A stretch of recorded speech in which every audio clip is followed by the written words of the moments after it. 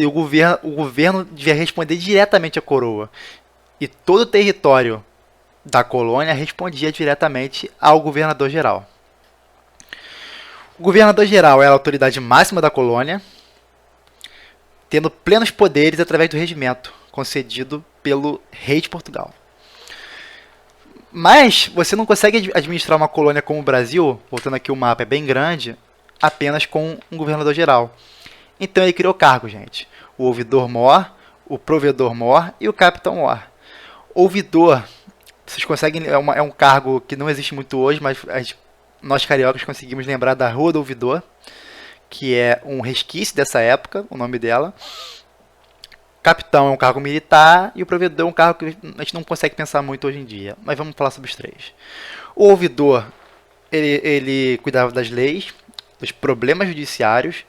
O provedor, da administração e da cobrança de impostos, ou seja, ele provia. E o capitão, como o nome já diz, era militar. Ele devia cuidar da defesa da colônia. E o governo geral durou até o fim da colônia brasileira. Quando acabou o Brasil colônia, gente? Acabou só em 1808, quando o Brasil vai virar Reino Unido de Portugal. Então a gente não vai falar muito em governo geral mais, mas ele estava lá. O Brasil estava sendo governado por um governador geral. A principal atividade econômica do Brasil nessa época passou a ser a cana-de-açúcar. Por que a cana-de-açúcar, gente? A cana-de-açúcar era lucrativa, o açúcar era valioso no mercado internacional, principalmente europeu, e Portugal já tinha experiência com isso. Havia plantado no Açores e em Cabo Verde. Além disso, o Nordeste brasileiro tem um clima ideal para a plantação de açúcar. Qual é o clima ideal? É quente. Açúcar se planta em lugar quente, calor. E além de tudo, ele é perto. Você consegue olhar o mapa, que o Nordeste brasileiro é perto de Portugal. Você consegue andar menos para poder navegar menos para poder vender esse açúcar no mercado português, no mercado europeu, onde era muito valioso. O cultivo era por plantation, ou seja, era uma plantação monocultura, era só açúcar, era grandes latifúndios plantando apenas açúcar. E açúcar não, a cana de açúcar, desculpa. O açúcar era produzido através da cana nos engenhos. Vocês vão ver o esquema de um engenho. E a mão de obra, qual era a mão de obra? Era indígena? Não, gente, não era indígena. Era escravos. Escravos negros e africanos. E vocês vão ver por que foram negros e africanos mais tarde. Mas primeiro, voltando aqui a cana de açúcar. Aqui temos o engenho. E aqui vão ter muitas coisas que vão fazer parte da história do Brasil. Vamos começar. Como é que era o engenho, gente? Existia a Casa Grande, a sede da fazenda e residência do senhor de engenho e sua família. Quem era o senhor de engenho? O senhor de engenho era branco. Era um português, ou filho de português, mais tarde, branco. E tinha a sua família branca. O oposto da Casa Grande é isso aqui, gente. Ó. Senzala. Senzala. O que era senzala? Era a moradia dos escravos, dessa mão de obra que vai fazer o trabalho nos engenhos e na plantação de cana. O canavial, que era onde se plantava cana.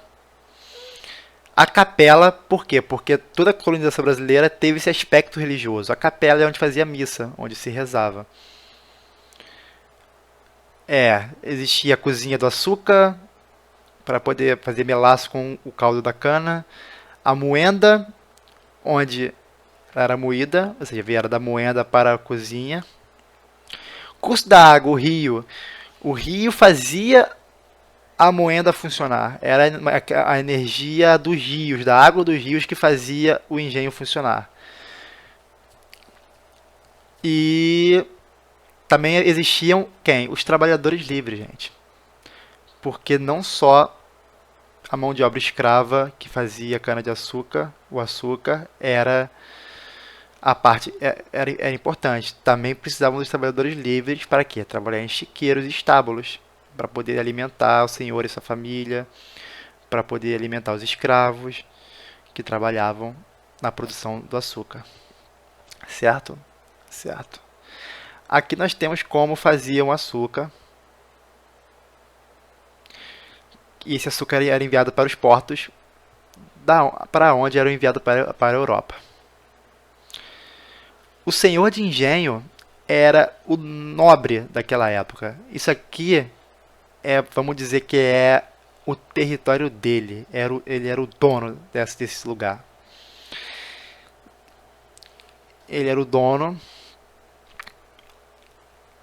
e tinha um grande poder sobre isso. Ele tinha um poder sobre a vida de todos daqui, desse engenho e das cidades que se formavam perto desses engenhos. Porém, não só da cana-de-açúcar vivia o Brasil, porque nós precisávamos de outras atividades econômicas. Se plantava algodão e tabaco. O algodão também era um plantio tropical para fazer roupa, e o tabaco para fazer fumo, e eles foram bem difundidos no Brasil, porém não com a força do cana-de-açúcar. Tinham que se produzir outras culturas de alimentos para alimentação interna. A pecuária também para alimentação interna, se produziam carne de boi, carne de porco, se tentava, era uma pecuária extensiva indo para o interior, o que ajudou a interiorizar o Brasil, como vocês vão ver depois nos Bandeirantes, e a busca pelas drogas do sertão. O que são drogas do sertão? Gente, drogas, vocês podem pensar em remédio, vocês podem pensar em narcótico, mas não, gente, não é isso. Drogas do sertão são simplesmente produtos em que se encontravam na floresta amazônica. O que é uma droga do sertão? Pensem no que você gosta de beber durante um bom almoço de família. Um guaraná. O guaraná é uma das principais drogas do sertão. Além do guaraná, tinha o anil, tinha a salsa. Salsa, quando você cozinha alguma coisa, lembre-se da salsa. Salsa é bem gostosa, ela era uma droga do sertão. O gergelim, baunilha, o cacau. Talvez você esteja vendo essa aula comendo um Kit Kat, comendo um Lacta. Isso é feito de cacau. Cacau é uma droga do sertão, encontrada na floresta amazônica. E por que essas drogas do sertão foram importantes também? Porque a partir de um momento começa a cair o comércio de especiarias. Caindo o comércio de especiarias, nós temos novas especiarias. Ou seja, se eles não conseguiam canela da Índia, conseguia cacau do Brasil. Vamos fazer um chocolate. Gergelim do Brasil, baunilha do Brasil. Ou seja, essa atividade econômica foi muito importante também para a colônia e principalmente para a interiorização da colônia, porque era na floresta amazônica. Precisavam adentrar a floresta amazônica para conseguir essas drogas do sertão. E chegamos à escravidão. A escravidão, ela é uma grande mancha no Brasil, no mundo, na humanidade. Tivemos a escravidão. E no Brasil colônia, a principal mão de obra foi escrava. Quem eram escravizados? Eram negros trazidos das colônias portuguesas na África. Na África, eles teriam perdido guerras e foram escravizados. Sendo escravizados, eram vendidos em feitorias para os navios portugueses. Certo? Certo. Eles eram transportados em navios negreiros, em péssimas condições higiênicas, e trazidos para o Brasil.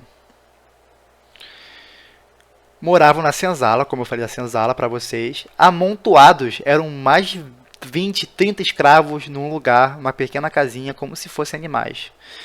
E eram castigados se tentassem fugir. Aqui nós temos aqui uma foto de um castigo de um escravo sendo espancado por tentar fugir. Porém, mesmo assim, houve resistência, como o Quilombo dos Palmares, que foi um quilombo. Quilombo eram comunidades para onde fugiam os negros. Eles fugiam e se agrupavam, começavam a criar comunidades. O Quilombo dos Palmares foi o maior deles, com seu líder Zumbi dos Palmares, que é o grande exemplo histórico de resistência negra no Brasil, tendo o feriado do dia 20 de novembro, o Dia da Consciência Negra, para lembrar do Zumbi e dos negros que foram escravizados nesse processo. Certo? Então, a mão de obra foi escrava. E agora vocês vão pensar, por que tiveram o trabalho de escravizar os negros na África? fazer um comércio a transatlântico entre Brasil e África e não escravizar os índios que estavam aqui? É uma boa pergunta, gente. E houveram motivos. Primeiro, o indígena era protegido pela igreja. Como eu falei, a igreja via os índios como crianças que deviam ser apresentadas para Jesus Cristo. Já o negro, para a igreja, ele não tinha alma, era um animal. Isso, lembrando, gente, essa é a igreja da época, do século XVI. A igreja de hoje em dia não tem essas ideias. A agricultura era atividade feminina, como a gente falou. Ou seja, também existia a resistência dos índios, dos homens indígenas à agricultura, porque eles não queriam fazer uma atividade de mulher. E o negro, ele não era local. O negro, pensem comigo, o índio, você tentava escravizar um índio no lugar em que ele morou a vida inteira. Ele sabe os caminhos para fugir, ele sabe como fugir, ele sabe viver no local. Agora você vai pegar um negro da Angola e botar ele no Rio de Janeiro, da época, ele já não tem nome, ele já não está com seus amigos, ele não conhece o local. Ou seja, fica bem mais difícil fugir e resistir do que um índio. Então foi isso. Era mais fácil você subjugar um negro fora da África do que um índio no Brasil. Atenção, gente, atenção. Existe uma ideia do senso comum muito passada, muito difundida na sociedade, que escravizaram os negros por quê? Porque os índios eram preguiçosos e não eram de trabalhar, não conseguiam trabalhar porque eram preguiçosos. Então preferiam escravizar o negro. Isso é totalmente falso. Esqueça essa ideia. Vocês vão ver isso na televisão, talvez no rádio, na internet. Essa é uma ideia completamente falsa e equivocada. O índio não era preguiçoso. Ele resistia. Isso foi passado simplesmente porque o índio resistia à escravidão, diferente do negro que resistia, mas tinha bem mais dificuldade porque, como eu falei, não estava na sua terra. Então, para ele era muito mais fácil, muito mais difícil resistir. Também tem a religiosidade, gente, do negro. O negro ele não tinha acesso à religiosidade cristã. Por isso ele fazia um sincretismo religioso entre a religião africana que ele tinha na sua terra e a religião cristã dos portugueses. Exemplos desse sincretismo temos até hoje, como a Umbanda, o Candomblé, a festa de São Jorge. Isso são exemplos de cultura africana misturada com cultura dos colonizadores, certo? Certo. E por fim, nós terminamos nossa aula sobre colonização, início da colonização e descobrimento do Brasil. Como eu falei, recomendo para vocês a apostila na página 113 a 125. Tem tudo isso aqui ainda mais bem explicado do que eu expliquei. Vai ajudar muito vocês. Vou passar uma lista de exercício, recomendo vocês fazerem, vai ajudar muito vocês a entenderem todo esse processo da escravidão, do negro, da cana-de-açúcar. E é isso, gente. Um bom fim de semana, um bom feriado, bons estudos e boa sorte.